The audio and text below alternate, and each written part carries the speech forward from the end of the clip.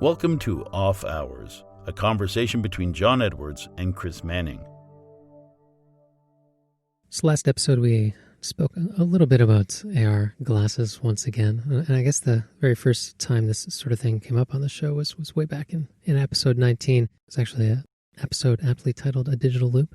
And we talked a little bit about sort of my earlier experiments trying to make a digital loop. And I was using a prototype from a Japanese firm called Scalar that gets you a head-mounted display. And I'd wired that all up through a camera and an external loop. IWC is now going to begin live streaming some of their watchmakers' work through a digital loop, very similar but far more streamlined than what I had come up with back then. The first time I'd seen this was actually just a small 1-minute teaser during Watches and Wonders. And there really wasn't enough information on it, or at least it wasn't answering some of the questions I had about it. I think this is an interesting piece of tech, and it's neat to see IWC using this to promote the craft of watchmaking and actually bring people into their manufacture during COVID-19 without actually having to physically be present, and actually end up being able to be present in a way that really wasn't feasible before, actually getting behind the loop of a watchmaker. Yeah, this cyber loop is set up in such a way it's a larger headband. It's almost like the Optivisors that I see in terms of size and whatnot on somebody's head. So it's much larger than a traditional watchmaker's loop would be. However, it incorporates a digital sensor inside of it, which allows it to capture exactly what's being seen by the watchmaker through the loop. And I think that's a great idea. It doesn't appear as though they're planning on trying to market this to the rest of the watchmaking world, which is unfortunate, and I hope somebody takes this and runs with it. It would be great to be able to have something like this, be able to stream a live view of what you're doing from the loop. We've talked a little bit about some of what I'm doing here in the shop and studio and trying to film it. One of the things that I would like to do eventually, I do have a streaming setup for being able to live stream from my bench. And the setup I have allows me to put 4 different cameras on my control board and allow me to switch easily between the different views. I think it would be great to be able to put one of the views as actually through the loop. Most of the time that's not necessarily what you want to see because that might be a little bit disorienting, the view as I'm moving my head around and I'm trying to find something or whatever. But being able to swap to that view every once in a while would be really good because right now, that view that I'm experimenting with, sort of a close-up of the watch while I'm working on it, is a camera that's in front of me on the other side of the movement from me, and it's zoomed in using a macro lens to see what's going on. And so that's not really the same perspective as what I see as the watchmaker. So I think it would be great to be able to get this and be able to actually project what I'm seeing as the watchmaker onto YouTube, onto Instagram Live, whatever, Twitch. Maybe I can compete with some of the kids on Twitch and their live streaming. So it'd be interesting to do that. And then, you think about it from a teaching perspective, right? Like, again, when I've done my BHI courses, John is sitting up front with his, with a microscope, with a camera on top of it. And he's able to show what's going on. But the reality is he can't actually work on the piece while it's under the microscope. It's the wrong perspective for him to be able to work as the watchmaker. And frankly, the microscope is in the way most of the time. So it's a really awkward setup in that respect. So oftentimes he would be doing something and then he would put it under the microscope and he could sort of show you where he was working. But it's really, really tough to actually show what's going on. So, we talked about pin regulating a balance spring. Well, being able to see what he's looking at and focused on and showing exactly what he's doing with those pins would be invaluable, right? As a student watching him do that. And it's something that's it's nearly impossible to do because trying to hold it under the microscope and then him looking at the screen of the, and then trying to do it while he's looking at the screen, it's just too awkward to actually do. But being able to actually do this through the loop that you are looking through would be quite an interesting setup.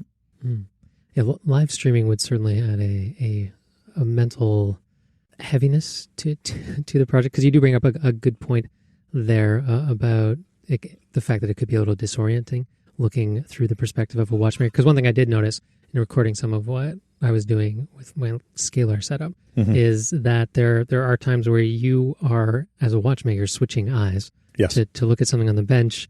And then all of a sudden the view through the loop becomes all disjointed and out of focus, and it can actually move around quite a bit.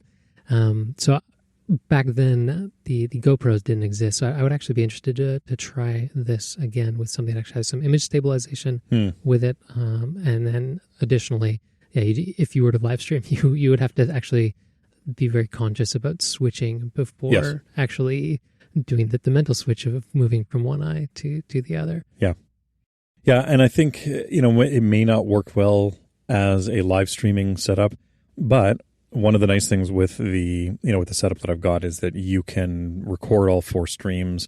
You can then use it later on. So you don't necessarily have to live stream with it. You can just use it as a production switcher, basically. So that might actually be a better use for it, is to use it as sort of a production switcher and film everything. And then afterwards you could go in and edit it and turn it into something useful. So you could, before you start swinging your head around looking for something else, you could cut away from that and so that you wouldn't have to see that. And going down the road of the GoPro setup, there's actually an interesting company here in Ottawa that's fairly obscure, but it's they do interesting things with GoPros. They've actually torn apart GoPros for the last, I think they started with maybe the GoPro Hero 4. So it's been going for a while now, 4 or 5 years. And they tear out the original lens element from it and put a new lens mount on front of it. So you can put a C-mount lens onto it. And in fact, because of that, you can get lens adapters. So if you want to, you can put your full Nikon or Canon lens from your DSLR onto a GoPro. And instead of getting that ultra wide lens shot that that's typical of an action camera, you could put a 400 millimeter telescopic lens on it, or a macro lens, or whatever. I'm not sure you'd want to wear that on your head. But... Well, okay, that's a little bit awkward if you're trying to. I can imagine riding down the highway with a motorcycle, and have that mounted on your helmet. That might be a bit awkward, but it means that you have a lot of options. And in fact, it's an option that I've thought about for mounting on top of my microscope. I do want to be able to film some of the turning that I'm doing at my watchmaker's lathe, and I have a microscope set up on top of it that I could easily do that with.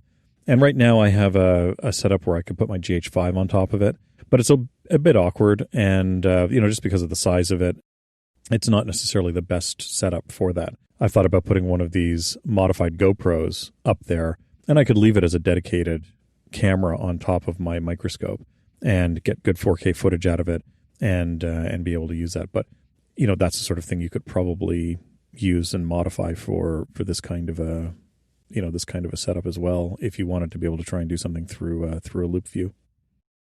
So what is the name of this company? I haven't heard of this. Oh, Backbone is the name of the company. I should have mentioned that earlier. Yeah, they do a bunch of interesting stuff, and it immediately voids your GoPro warranty. I will just say that right now. Why would it do that? At least recently, they used to sell kits so that you could do the modification yourself, and most recently they've gone to a model where you just buy the GoPro from them pre-modified, and you're paying a little bit more for it, but they've already done the work. Because you are going in and digging out the electronics and replacing some of the faceplates and things like that. So there's a little bit of hacking about that you're doing inside of your brand new action camera. But it is an interesting little setup, and it's something I'm considering getting one, as I said, for the shop here, just as a dedicated camera that's for specific things like the microscope, which has a C-mount on it conveniently. So it would be an interesting little project, I think. Back when I was piecing together my little project in the first decade of this millennium, just the idea of shooting 4K wasn't even something that was on my radar. I had a hard enough time getting a good HD camera that was small enough to actually fit and be mounted and to get sort of the optics that I was after. Mm-hmm. And even that, I was only recording at 720p. It's funny that you can compare the IWC setup to an optimizer, because that's actually what I use. because the scalar, the screen on that fits over top of just a standard pair of glasses. One of the nice things about the Optivisors is that jewelers who wear glasses and whatnot, they just throw an Optivisor over top, and they've got that 2 sets of corrective and magnifying lenses on there. So I put the camera on and a loop on an Optivisor, and then had the scalar behind that. So it was actually quite a clumsy setup, and literally in some places held together with like duct tape and zip ties. One thing that also kind of bothered me about the setup that I had was that I had this wire trickling down my back and then off to a setup where I was actually piping the imagery from the camera back into the scalar. And it looks like this Cyberloop from IWC also has a wire hanging down the back of the watchmaker. And I don't know if that's to pipe the video feed or to power it or what that's for, but they clearly haven't quite solved that side of the problem yet either. It might be battery or a power option, because I think they mentioned Bluetooth connectivity. So I suspect that the video is probably going via Bluetooth to another device, but I think it's probably power, because anything like this, if you wanted to keep it running for more than half an hour, 45 minutes, is going to need some serious battery power. Mm-hmm. And the batteries get heavy. That's one thing. Another one of the reasons, it gets heavy there on your head. Yeah. The batteries and the camera and all the different gear that's up there. You certainly wouldn't want to be working in a setup like this all day. No. Now, that may be a different story with the Cyberloop, but I'd love to learn a little more about it. Most particularly, I'm curious about the watchmaker's vantage point, because in this short video clip they've shown and in the few press images they've shown, you don't really get to see the business end of it and what the watchmaker's actually seeing. You can see that there is a camera lens sort of central within the loop there, but I don't know if the watchmaker's using a prism, as you've mentioned to me off the show, to look straight through the loop, or whether they have a screen in there like I had with the scalar. And another downside of that is that with the screen is that the resolution isn't going to be as good as what you're getting looking at something in real life. So you will pick up some pixel artifacts and whatnot.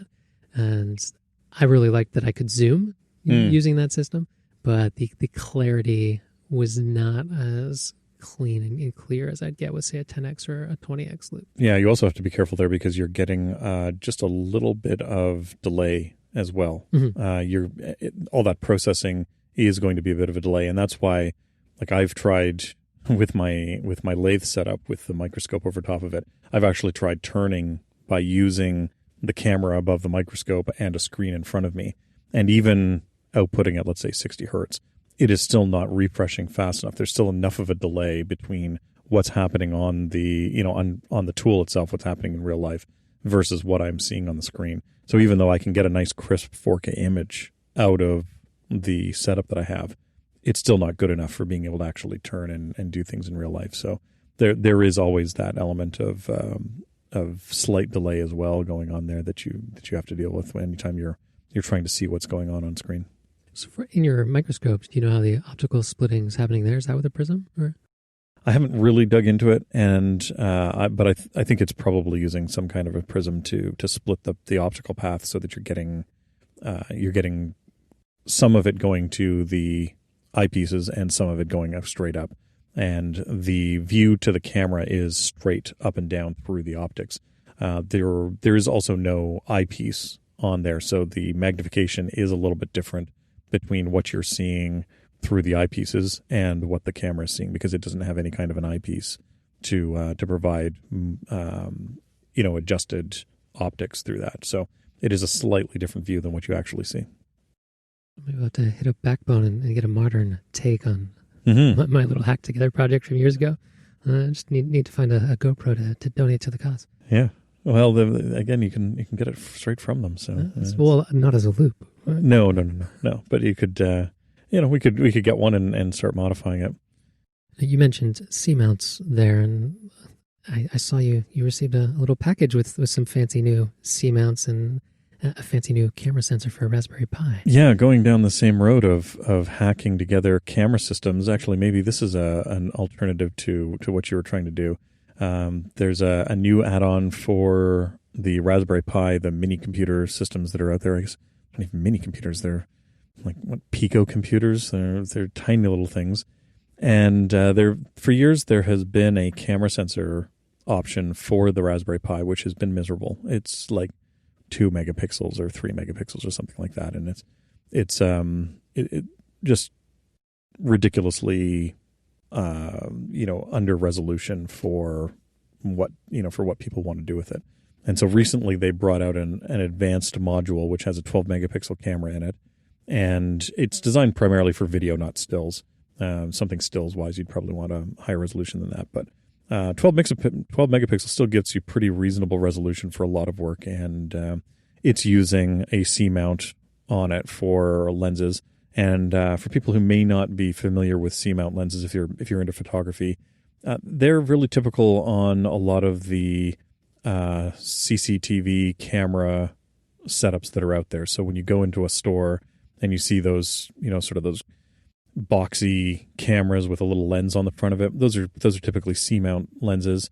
And they were also really popular with filmmakers, quite a ways back. So you can get vintage C-mount lenses quite easily. They're often very inexpensive. I mean, I think the one that I got with my kit was maybe $35. It wasn't a horribly expensive lens.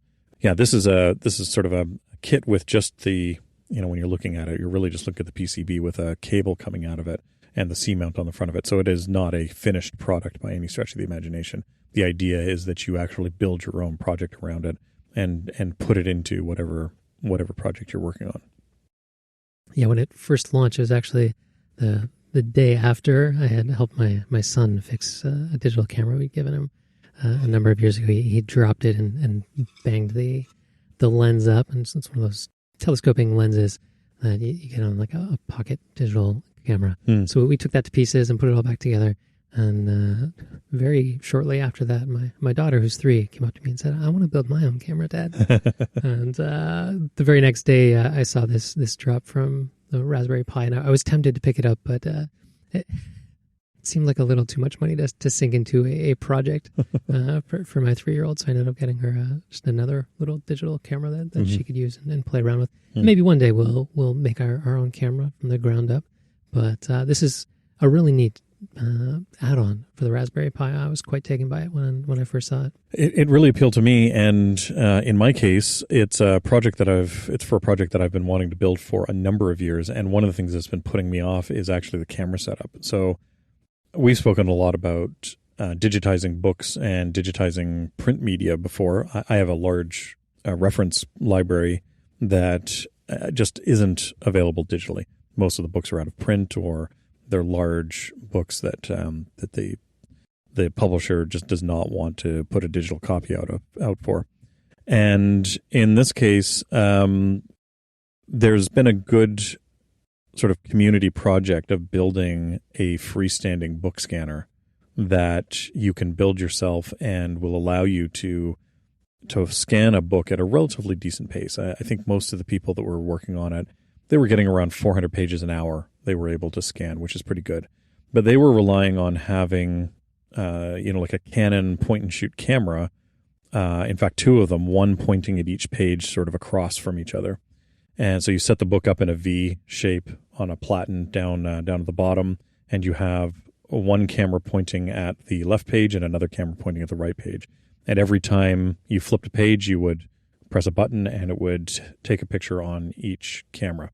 The problem that they were having, though, was that they were using hacked firmware on the cameras to allow them to get some of the functionality that they wanted, as well as trying to sort of hack together a USB-powered trigger to initiate the shot. And, it worked okay, but it was really challenging because every camera was a little bit different. There were always struggles with trying to get it working. And it was a real hack trying to get it together. Frankly, the rest of the project looked much better than the actual camera setup. And so a couple of years later on, here I'm sitting trying to figure out, okay, I really need to do this. I've got this large collection. I really do need to digitize it. And then this Raspberry Pi add-on comes out, 12 megapixel camera, which is fine for what I would be, trying to do. I'm not worried about trying to generate a, 60 megapixel image of a book. These books are only printed at so high resolution anyways. And for the cost of it, it's actually pretty reasonable. I think, you could get a Pi 4 plus this, camera module and a little lens, and you're looking sort of less than $150 Canadian to be able to get one of these. Now, I'll need to have two of them set up so that I can actually get the, one view of one page and another view of the other page. But it's much easier for me to then work on building a trigger to get them in there. These devices are on the network, which means that instead of putting them onto, storing the files, the images onto a SD card, which I then have to take out and manually offload, I can just set it up to automatically send the images that I've taken to my NAS, and then I can process them later on, on a more powerful computer, and I can just have a lot of that process automated. So there are a lot of advantages for me to being able to do this, and it'll allow me to sort of build a good system that's easily replicable. And so if something fails on it, if one of the camera fails, then it's easy for me to just replace that bit and put a different camera module in there. Yeah, but being network connected is a big plus there, because then you can basically pipe everything out to a single destination rather than trying to sync up everything from the SD cards, which I imagine would have been quite a hurdle on that hacked together Canon setup as well, because you've got one of each page, so your evens and your odds on two totally different sources, and then you have to try and resolve that. And I imagine there's plenty of room for error in that, and quite a bit of tedium in ensuring that everything does match up and line up as it should. You're right. It was a recipe for potential problems. If you scripted it wrong or whatever, then it was easy to screw that up. One of the other things that I find appealing about this as well is that later on down the road, if there is an updated camera module that's brought out, maybe they bring out a higher resolution one, maybe they bring out one with a larger sensor on it, then it's easy for me to upgrade it. I can just drop in a new camera module, and the existing Pi computer that's actually controlling it, it'll probably still be perfectly fine to be able to handle it. These are going to be so underutilized in terms of their actual processing power that they'll be able to handle future upgrades to that sensor. And it'll mean that I don't have to go off and upgrade the whole thing. Or, again, if it fails, like one of the problems that a lot of people were having is that they were using used cameras because those cameras were easily hacked and everything like that. Well, what happens if you can't find a replacement for that camera when it eventually breaks down? It's difficult to then, go out there and try and find another one. And if you can't find the same one, then you may end up having two different cameras pointing at your page, your pages. So you might have a little bit of disparity between the two. So there are a lot of advantages for me between this. It's new hardware that I can easily set up, and I can do exactly what I want. And then I can also do a lot of processing on the Pis themselves. So once I finish scanning a book, it can even run a bunch of processing on it, maybe to de-skew the image or crop the image automatically and things like that. Like there's options there for doing that kind of thing on the actual Raspberry Pi, and then offload it and even collate them properly when it sends them to the right spot. And down the road, it'd be nice if you can get a little machine learning in there so that you don't even have to press a button anymore. Once it can see that the pages are correctly lined up, it can just automatically take a photo and give a little green light and let you know you can turn the page again. Yeah, the other option that I could put in is a trigger when the platen is pushed down. It will, once the platen is gone, is down and locked in place, I could have it automatically trigger as well. Like there's all sorts of different options that are out there for doing it. But yeah, there certainly are professional book scanners that are available on the market, but of course they're all being geared towards conservators and libraries and museums and things like that. They're all outrageously expensive, and so they're not really very appealing to me just because the cost of them. I can't justify the tens of thousands of dollars for one of these things. Although some of them are impressive because some of them will actually flip the pages automatically for you and everything like that. Like they really are quite impressive. Just something I imagine a conservator wouldn't want a machine doing. No, but a library would. Oh yeah, absolutely. Right? Or something like Google Books as well. Oh, sure. Yeah, I'm sure that a lot of that's automated now, and that's you have some robot sitting there flipping the pages. But again, 400 pages an hour at a reasonable pace, I'm comfortable sitting there doing it myself and running it like that. And you've used an actual professional book scanner before, right? Yeah, I'm professional in like the biggest scare quotes in the world. And this is the frustrating thing, right? The University of Ottawa actually has one in their library. So you can walk in, anybody can go in and bring your own USB key and start scanning books, and it certainly must have cost them a small fortune. It's certainly one of the older ones, and the problems with it is that you lay the book out flat, and it takes a photograph of both pages simultaneously. But then, of course, you have the challenge of holding the pages flat while it's doing that. So if you look at a lot of the books that I've scanned using that scanner, you can see my thumb in the bottom corner of a page trying to hold it flat. So there's things like that are frustrating. And then the other problem with this thing, it's not super fast. But the biggest problem with it is that you finish it and you say, okay, I'm done. I want you to save it to the USB key. And you take something like, you take a 300 or 400 page book, and it then spends 45 minutes collating it and generating this PDF file off of the images that you've just sent it. And it's like, you sit there and sit there and sit there. There's, it's obviously a very old system, and it's very poorly designed from a software point of view, so that there are plenty of areas that thing could be improved, not just from the scanning itself, but also from the software side of it to generate the PDF that you end up with. Yeah, I imagine you would have much preferred just a raw dump of all the images. Exactly. Make your own I think PDF. you've already taken the images, you've already stored them somewhere, just copy them onto my USB key.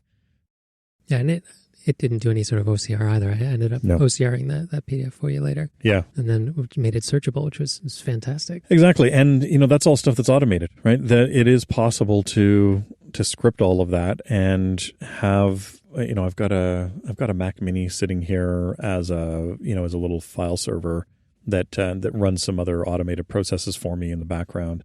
And it's, again, horribly underutilized. It sits there idle most of the time. It would be trivial for that Mac Mini to sit there and say, oh, hey, there's a new project for me to collate. It could, automate the collation of the book together and then also OCR it afterwards and generate a searchable PDF for that. So that's all stuff that's possible, and it certainly would be doable with, without too much effort. So in terms of the platen in the system you'll be building, what do you have in mind there? It's a V-shaped platen. There are a couple of advantages to having a V-shaped platen. The first is that the book is in a more natural position. You're not needing to crank the book open flat, because books don't really like to lie flat with the way the bindings are designed. So this will keep the book in a sort of a more comfortable position, if you will, for it. And then also the platen will keep the pages flat, which helps with dealing with skew and warping issues with the image. Now, I know that there's a lot of software out there. Like there's some really good iOS apps out there right now that'll allow you to scan pages and turn them into PDFs. A lot of them have figured out how to take that image that's skewed or warped and actually create a flat image out of it. And they do a reasonable job of it. And that's something that I have actually used a couple of times when I've been in a rush and I've needed something. I'll just use one of the many iOS apps out there for doing it. Do you have a favorite? No.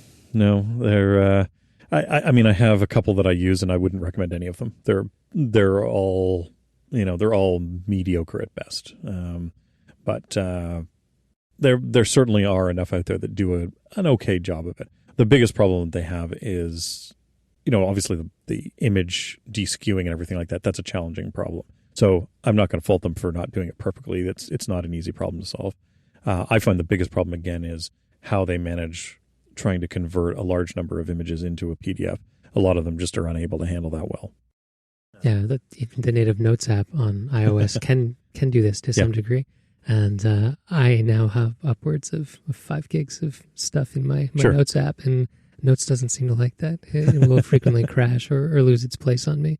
Although, having read an article recently by Craig Mott, I have a feeling that it might not necessarily have to do with how much data I have in there, and just be kind of the nature of the Notes app itself, and that if it gets killed in the background, you come back to your note and you have no idea where you were in that 4,000 word long note, and you have to scroll back and find your place again. Yeah, that's always a challenge with any of this stuff. You're dealing with such a large amount of data, especially if you're dealing with a bunch of images that it's scanned and then OCR'd. There's a lot of information there, and some of those files are quite large. I mean, I scanned in a copy of George Daniel's Watchmaking, and I think the original is a couple of gigabytes in size. So it is certainly easy to get up to large-sized files if you're dealing with it. And so in many cases, what I'll do is I will keep a high-res original PDF for if I need to actually go back and look at it again, or there's a particular detail that I need to find or whatever. And then I will generate much lower resolution PDFs that I use on a regular basis, just because, again, I put them on my iPad. I'm using, it's PDF Expert, I think is what I'm using on my my iPad most of the time. And it's, it can handle bigger PDFs, but it's not happy about it. Like I wouldn't throw a 2 gig PDF at PDF Expert, whereas it can easily handle something that's a couple hundred megabytes. And again, the resolution on that is going to be good enough for most of what I need to do. If I really do need to see it in proper high res, I can always go back to the original PDF that I generated, or I can go back to the original book. Like these are all books that I own. And the reason I'm scanning them is not because I'm trying to pirate the book. It's because I really don't want to carry around 500 books with me every time I go back and forth between home and the studio. And this just makes it a lot easier. Yeah, absolutely. As we've touched on in previous episodes. So getting back to the Platon for a second, will you be making that out of acrylic or what's the game plan there? Yeah, the original project offers up a couple of different solutions. Some of them are acrylic, some of them are glass. I'll probably experiment a little bit to see which one I'm happy with. It may be that that the acrylic just isn't clear enough for me. There's certainly some good glass options out there that would look clearer, and also some with anti-reflective coatings on them so that it's easier to see through it and actually see what's going on. Although I suppose I could also use a polarizer on the lens itself so that I could get around that problem as well. So there are a bunch of different options. I'll have to experiment and see what works and see what I'm happy with. There's also the weight issue. You've got a platen that's moving up and down. I'm going to be manually moving it up and down with my arm, so I'll want to make sure that it's well balanced and that it's probably counter weighted as well, so that it's easy to move up and down. And if you're going to do this 400 times an hour, you don't want to be I'm not trying to get a workout from this. There are better ways of getting workouts. Mm. Yeah, and the anti-reflective coating would introduce some other potential foibles like fingerprints. Like it's not at all easy to get fingerprints off of anti-reflective coating. Absolutely. No, there are challenges with any of this. Anytime you're dealing with optical quality and you're trying to deal with images, video, I'm having an interesting challenge right now. I'm working on trying to get my camera setup working at my bench. And I've got a setup where you can see me and I can, sort of talking head looking at the camera. I've got my bookshelf behind me with glass doors on it. And that's fine. I can get most of the reflections out. And then I was noticing last night while I was experimenting with a setup that you can see my computer, which is sitting, 10 feet in front of me. And you can see my screensaver changing images as it's sort of going and I'm working away. So it's like, okay, I got to remember to turn my monitor off when I go and start shooting and things like that. So there's all these challenges that you have to deal with, and it's just the nature of dealing with photography and glass and images. There's reflections everywhere. Yeah, absolutely. Now, what is the actual open source project that you're going to be riffing off of to build this? The project is hosted at DIYbookscanner.org, and this is a project. It's had a lot less attention over the last few years. The gentleman who was sort of driving it for the first couple of years, he's moved on to some other projects. And so it's not getting nearly as much love as it used to. There was a move at one point to actually sell kits through the site to be able to build some of these yourself. But to be perfectly honest, the physical structure of it is not particularly challenging, especially if you start looking at things like 80/20 rail. It's an extruded aluminum rail that is relatively inexpensive. It's extremely durable, and it's easy to knock together something like this. It's the same stuff that we use for building Rich's large CNC router downstairs. So, I mean, this is that's a 6x12 bed, right? And, this has got a large trunnion running back and forth at high speed while cutting through wood. And it can handle the stress of a little book scanner. You don't necessarily need to use the larger rails either like we did there. So it's certainly, certainly not that difficult if you're at all sort of builder-minded. It's not particularly challenging to build something that's actually going to work and be stable and hold everything in place and whatnot. For me, the biggest problem was the photographic element and the electronics and making all that work seamlessly. so that it was something that I wasn't fighting with. Because I know that if I'm fighting with it, it's not something I'm going to want to use regularly. Or you come back to it 6 months later and now all of a sudden something's not working and troubleshooting, it's frustrating. So I want something that's a little bit easier to deal with. And I think this Pi option might actually be the way to go. And I see the electronics bench has made its way into the studio and is all set up and ready to go. So is this the sort of project that will be near term or more longer term? Yeah, the electronics bench is Rich's thing. That's all of his stuff from the house. He's finally got that up here, and that's the electronics that Rich gets into is a little bit beyond some of the stuff that I like to do. I prefer things like a Raspberry Pi, which I can just plug stuff into, and it's modular based. So. In terms of this project, it's something that I would love to get finished this year if I can, but we'll see. I mean, the reality is that I've got a lot of other things on my plate as well. I've also been talking about this project for years as well. So, at some point I need to actually get into this and build it, because otherwise it's just never going to be finished. And I do have space now where I have a place that I can put it. That was always a challenge at the house, where it's like, okay, I build this thing, where the heck do I actually put it? Now I've got some room up here in the studio, I can actually build this thing and set it up. Well, I imagine you'll have it done before there's a Micro Four Thirds or a full frame sensor available for the Raspberry Pi. I hope so. So last episode we touched on free-sprung balances quite a bit, and we dove into the deep end pretty quick there, and I think that's because we've been talking about it quite a bit off air. I'm actually interested to hear more about your initial explorations and sort of the roadblocks that you came across trying to learn more about free-sprung balance wheels on the internet. Apologies to people who weren't prepared for us to dive into the deep end, and some of them drowned on the way to trying to pay attention to what we were talking about. And I know that it was a little challenging. That was some of the feedback I got. And we need to find some better images for showing off some of what we're talking about, because I understand it is difficult to follow as we're just sort of talking about it. So I guess there are two different approaches to this. One is, am I going to convert a movement that is using a traditional pin regulated balance into a free-sprung balance, or am I going to build a movement completely from scratch and I'm going to be working on something that doesn't exist at all yet? So those are sort of the two ways that you can approach doing this. In most ways, modifying an existing movement is the easier way to go, because you've already got everything else sitting there. The first thing that you have to worry about is rebuilding the balance. And, you have to look at, okay, what are the systems in place for regulating the balance after you've converted into a free-sprung movement. And there are different examples of that out there. If you look at an older watch, you look at something like, let's say, like a Hamilton Railroad watch, like a 992. It's got, 7, 8, 12 little screws around the outside of your balance. They were using these small washers. And when I say small, I mean they were infinitesimally small. Like you sneeze and you're going to send them all over your shop. Or you breathe in and you're going to inhale them. And you're going to inhale them, exactly. And they were being used to affect the timing of that balance. And, modern free-sprung balances have gone to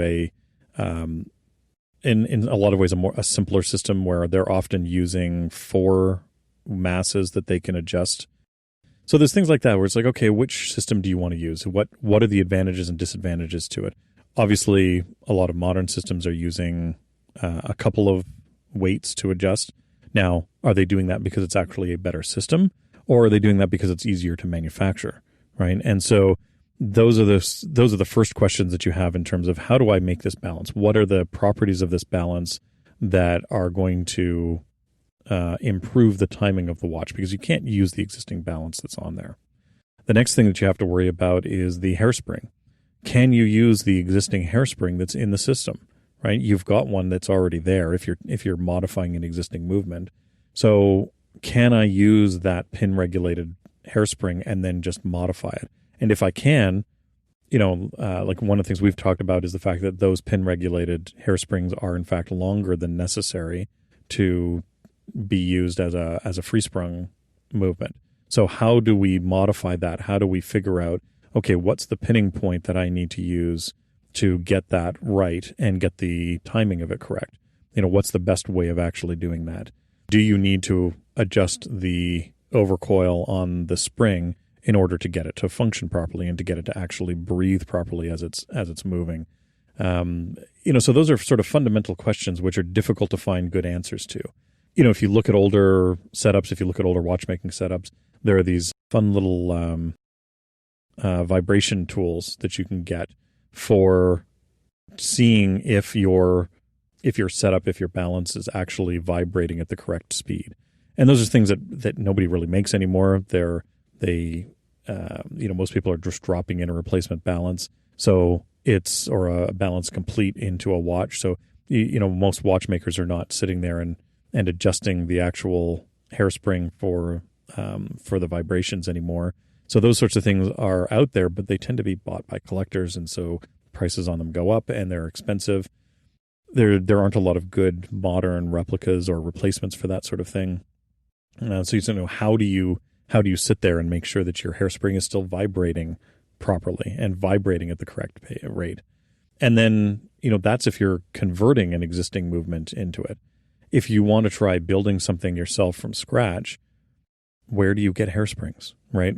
What those hairsprings are you going to cannibalize an existing movement for your hairsprings? If you do find a source of sort of raw hairsprings, then you're again dealing with the problems of, how do I make sure this is the correct length? Where do I pin it properly? How do I put the overcoil in so that it's going to be at least a reasonable, facsimile of a good sort of movement of that spring as it's breathing back and forth as it's moving. So there are all these challenges that you run into, and of course, a lot of them have very complex answers.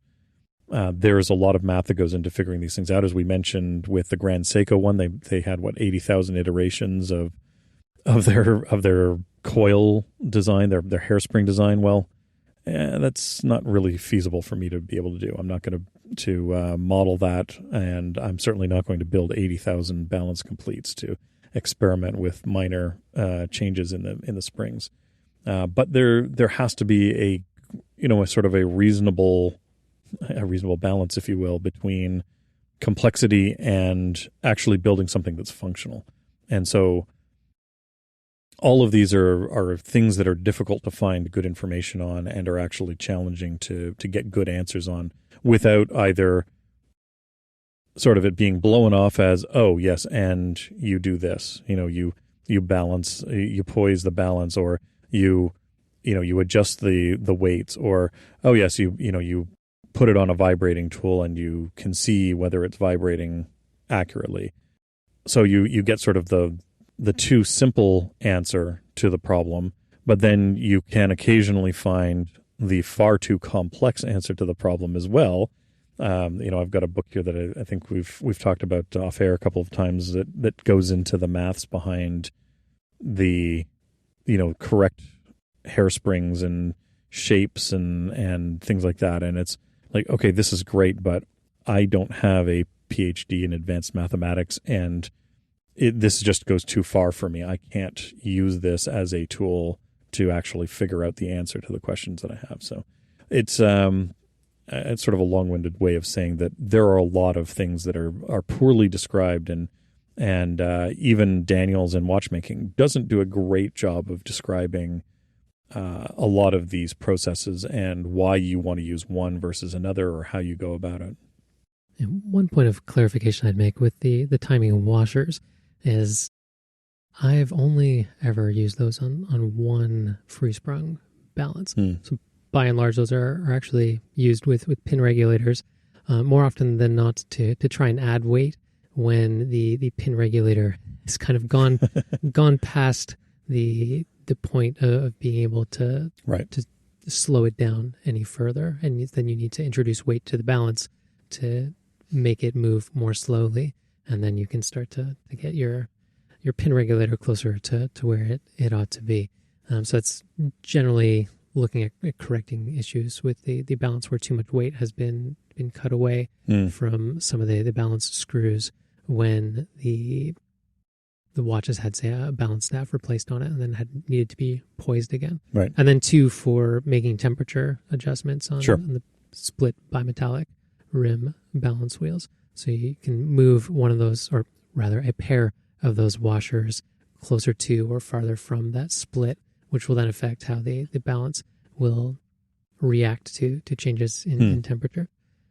And just another sort of fun note, there are modern interpretations of the vibrating tools where you have the master balance under a glass plate and you flick the machine with the tool. It's not a machine in the machining sense, but when you flick the tool and the 2 balances will vibrate back and forth, and what you want to see is that they're vibrating synchronously at the exact same rate. And if they're not, then you have these very fine, it's almost like an alligator clip, but for a hairspring. Yeah. So incredibly fine point on these, and then you'll slowly move in or out on the hairspring to get that optimal length of the hairspring.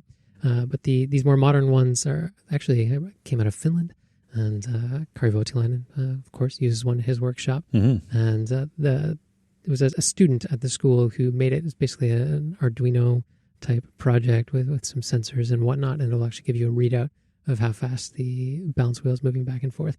And the little company he's set up is called Ratasperi, and they sell these for about 3,500 euros. Oh, do they? Okay, I know I had seen that project, I think, when he first started building it, but there were none available on the market. Like, it wasn't something that he was marketing and selling. But also 3,500 euros is a little beyond what I'm willing to spend on a vibrating tool at this point. Especially, even though the vintage ones are expensive, they're significantly less expensive than that.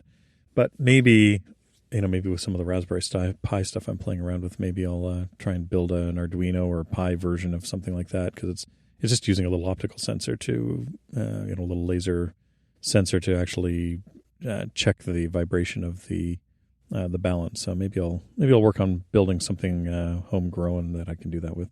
Because one of the other problems with the vintage ones is that they are locked to a particular frequency, a particular rate. So if you're building a watch that's 18,000 vibrations per hour, then that's great if that's what your vibrating tool does. But if you decide that you're going to change that up and you want to do a different rate, then all of a sudden you need a different vibrating tool to be able to handle that. So it's not ideal from that point of view. Yeah, the cost very quickly surpasses the cost of one of these tools from Ratasperi, which will actually give you the readout of how fast your particular balance you're using is running. So if you're currently running at 18,600, then you need to slow it down just a little. Exactly. And I know the Microset watch timer has an add-on for measuring the rate of a pendulum using sort of a laser brake system. Right. So I don't know if it's possible to measure the rate of a balance wheel using that. You probably have to do a bit of jerry-rigging to pull it off, but that might be feasible too. And the Microset, I think, starts around 600 US. Yeah, it'd be interesting to see if it would work or not. I think it's, and again, you said this, like this other project has done it through, an Arduino and a couple of, again, it's probably just a little light gate that's doing it. I've used similar light gates for doing limit switches on my CNC equipment, as well as doing indexing on the head of the spindle. So as the spindle spins around, it trips the light gate, and it gives an accurate RPM of the spindle so that it can do threading and things like that, which are tied to the motion of the carriage is tied to the RPM of the actual piece. So it's important to have good, accurate indexing of your spindle. And so, I've used similar kinds of things like that, and those are spinning, up to sort of 5,000 RPM. So they're certainly able to handle higher frequencies without any issue. A really low budget take I've seen on that for the Sherline lathes and mills. It's just a little piece of paper you can print off and cut out and stick on. And as long as your lights are operating at the correct frequency, then you'll get a solid black line, I believe it is, right? For whatever frequency your spindle is running at. Yeah, this is a little more sophisticated than that, because it's able to adjust for variances in RPM because of load. So as the cutter is under load, the RPM may change. And so this is able to actually compensate for that as it's turning a thread in the midst of a cut. Like, it's not just at the beginning of the cut. It says, all right, that's it. That's the speed you're going. That's how fast we're going to move the cutter. It'll actually adjust in the mid cut so that it can vary that speed, and you actually get very accurate threads out of it because of that. In fact, that's one of the reasons that I chose to build a CNC lathe specifically for doing threading, is because it's the threads that you get out of it are extremely accurate if you know how to program it properly. It's nice to have that direct feedback loop. Yeah. There's a reason you went with light gates over, say, magnetic switches? Yeah, they're far more accurate, and they're also when you're dealing with a heavy machine with a bunch of steel around, and then you're also often throwing off chips of steel.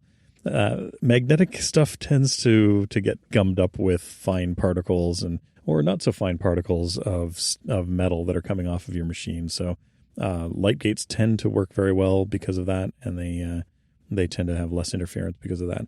Also, because they're optical, you get less electromagnetic interference from them as well. Because again, as you start having motors moving things around and whatnot, you do get some electromechanical interference from that as well. So flipping back to the free-sprung balances, one of the convenient things about switching from something that's pin regulated over to free-sprung, and the fact that you have that extra length on your hairspring, is that you actually, if you want to maintain that same length of hairspring, you need to make the balance a little bit heavier. So depending on how much weight you add with your inertial masses, you could actually just leave the hairspring at the length that it is, and then add on your masses in whatever fashion that is, either threaded holes, threaded rods, or little stumps with sort of half-moon shaped discs that you can spin inwards or outwards, sort of the Gyromax style. Yeah. It's not quite a half moon. I don't know a better way to describe that right now. What is the actual sort of geometric a cam term? shape? Yeah, it's a weird shape. It is sort of it's circular. a circle with a side lobbed off, but it's not a semicircle. No, it's not a semicircle, but and also the point of rotation is often shifted from the center as well, so that it's not necessarily shifting around its center point, or what you would think of as its center point of weight, because you do want it to be off. Sort of the mass to be off center from where you're moving it, right? Well, that's why you lob off half of the or not half, a third of the circle. But there are also free-sprung balances with eccentric screws in them. Sure, there's all manner of different ways to do this. All you're trying to do is redistribute the way that the mass is distributed around the balance wheel. So, did you find any good information in your explorations? No. I mean, you can piece together a lot of this from a lot of different sources. I suspect if you want a well thought out, presented sort of information on how to do this, you need to go to a school that's actually going to be teaching you this, right? So like we've talked about Heinrich and his school in Switzerland. I know that he teaches some of this as one of the elements of one of his courses, and you could go to him and say, "Listen, I want to come over, spend 2 weeks. I want to go through what's involved in actually making this watch into a free-sprung balance. Like, I want to convert this balance over," and he'd be happy to set you up and teach you a course on explicitly how to do this. But I haven't seen really sort of concise written information on this, documenting it, or even, good video series on how to do this. I would love to do that. I understand the challenges of the economics of building a pay course for this sort of thing. How many people out there are actually going to pay you to see that course? It's pretty limited, right? It's going to be a lot of time and effort to build something like that. And you're probably never going to recoup your investment of time and energy to actually build a course like that. So I get it. It's often easier just to teach somebody and say, "Okay, yes, come to my school. I will show you how to do that." I'm sure if you go through some of the advanced WO-step programs, there are, they will teach you how to do this as well. But again, I don't necessarily have 4 or 5 years to go through, and live in Switzerland and go through the WO-step program, and if I could get in and get through all of it. So there are challenges in doing that with what's out there. And this is where, it would be nice to see some of these projects, that are sort of trying to teach and trying to maintain traditional watchmaking skills. It would be nice to see these sorts of advanced topics being discussed. Because obviously some of the other things like micromachining,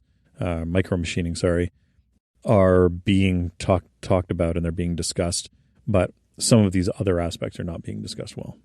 Yeah, WOSTEP would approach this from more of a ground up perspective, as opposed to doing a conversion. So right. you would decide on the form your balance wheel is going to take. You would machine out that form. You'd make your balance staff decide on its form based on the sorts of shock protection you're going to give that. And then you would pair that to your hairspring and vibrate it, sure. as we've already sort of addressed. And I think that's the approach that you'd receive from a WOSTEP style education, as opposed to a conversion. And the nice thing about that is that you could then also use that information and that knowledge to do a conversion if you wanted to. And frankly, I mean, I don't really care one way or the other. I could use the information that I learned from doing a conversion to build one from scratch as well, right? Both approaches are fine for me. But again, trying to find that information is challenging, and that's where it would be nice to sort of have a little bit better discussion about it, or even a forum, right? Even somebody, watchmakers talking about it and saying, "Oh, this is what we're talking about doing. This is how we're planning on going about it," and even doing it as sort of a community project where people are actually walking through how to do this, as they're doing it. And again, part of it, I get that. A lot of this is not necessarily economically sound watchmaking, right? A traditional watchmaker who's servicing watches is not going to do this to the watches that they have coming in, right? The watches they have coming in, their goal is to service that watch, clean it, time it, make sure that it goes out the door so the customer is happy with it. So I get that for the majority of the industry, they're not interested in it. And then from the manufacturer's point of view, a lot of this stuff is sort of irrelevant once you start manufacturing in large quantities, because if you're going to do, like Hamilton in this case, if you're going to do that, they've already figured that out. They've got people that have figured out what it needs to look like and how to mass produce it. And they're not going to talk to Chris Manning in Ottawa about how they do that. And I'm not sure that it would necessarily be useful information anyways, because they're thinking about it from the point of view of how do we make 100,000 of these watches? And that's not necessarily useful information to me. Clearly pessimistic, but actually doubt that there is necessarily anyone at Hamilton who knows how to do it. No, you're right. It's probably somebody at a, and that's the thing. I don't have the resources of the Swatch Group behind me to do that with, and again, there are people out there that know how to do this, right? You go into an FP Journe or a Grubel Forzi or a Kari Voutilainen or any one of name your high-end independent watchmaker, and there are people there who know how to do this, right, and know how to set this stuff up. But it doesn't make sense for them economically to talk to somebody like me and actually teach me how to do that sort of thing over the internet, right? Their business is making watches for themselves, not trying to educate the world on how to make watches. But the results of a free-sprung balance speak for themselves in the long-term performance. And there's a reason why, like, the greatest of the greats of the independents have all gone that route. Mm-hmm. From Daniels through to Journe and Roger W. Smith and Voutilainen and all these guys, all using free-sprung balances. Yeah. And Dufour actually ran into a bit of trouble trying to get his balances done in a free-sprung manner. He approached Patek Philippe when he was working on the Simplicity, and they shut him down as he wanted to use the Gyromax style. And they simply said no. And the funny thing is, even with Patek Philippe, they're not making their balance completes in-house. They're actually being done by Niverox. Right. And Niverox is owned by the Swatch Group. So, I mean, really, the knowledge base for a lot of this is very concentrated within ETA and then these few niche independents. Mm-hmm. Yeah, and this is where it would be great to be able to get the information out there, because it would get it out of the sort of concentrated hands of the Swatch Group. And, because, again, they're not interested in helping the community build this knowledge and maintain this knowledge. And who knows, 100 years from now, is anybody going to know how to do it, right? Just because you've got a handful of people now in these independents who can do it, there's no guarantees that they're going to be around, 100 years from now, or there are people with that knowledge who are going to be around 100 years from now. There are plenty of things that I've sort of tried to recreate over the years. Things like guilloche and enamel work and yellow. 100 years ago, you could walk into a factory in any one of a number of jewelry centers around the world, and there would be a dozen people there who would know exactly what to do in any of those, cases. Like you want to create yellow and put it onto your cigarette case, that's great. There are 10 guys standing over there in this factory who can do that for you. All right, you want to engine turn this cigarette lighter, great. There are, we've got a room full of people who are turning these things out. Whereas today, there are so few of us that most people have no idea even what the art is anymore. So the next thing we were going to talk about in our show notes here was a new release from Ferdinand Berthoud. Mm-hmm. And I think we've gone so long with our follow-up that we're going to have to save this for next episode. But this piece, too, does include a free-sprung balance. There'll be a lot to unpack here. Certainly, they tick off all sorts of things we've touched on. No, this watch is Off Hours Bingo watch. This has everything in it. This has a free-sprung balance in it. It has a rouleau triangle in it. It's got constant force mechanisms. This has the whole kitchen enamel sink dial. It's enamel got dials, laser etched ceramic. It's full 9 yards. They made this watch for us to talk about. I mean, they obviously were listening to Off Hours and said, you know what? Let's just take everything these guys have been talking about for the last 3 years and just throw it all into a watch. And there's just too much to unpack here in the time we have left. So we will touch on this in the very near future. But we may have a surprise in store in the meantime. Yeah, it's not going to be the next episode we talk about it. It may not even be the episode after that, because we do have a guest on our next episode. So looking forward to putting that out into the world. And we had a great conversation with a watchmaker we've spoken about before on the show. And I'm looking forward to putting that episode out. So stay tuned for the next episode. Thanks for listening to Off Hours. You can find detailed show notes at offhours.show. If you'd like to keep up to date with the show, follow us on Twitter @offhours. John can be found on Twitter @UnderTheLoop, and Chris can be found on Twitter and Instagram @silver_hand.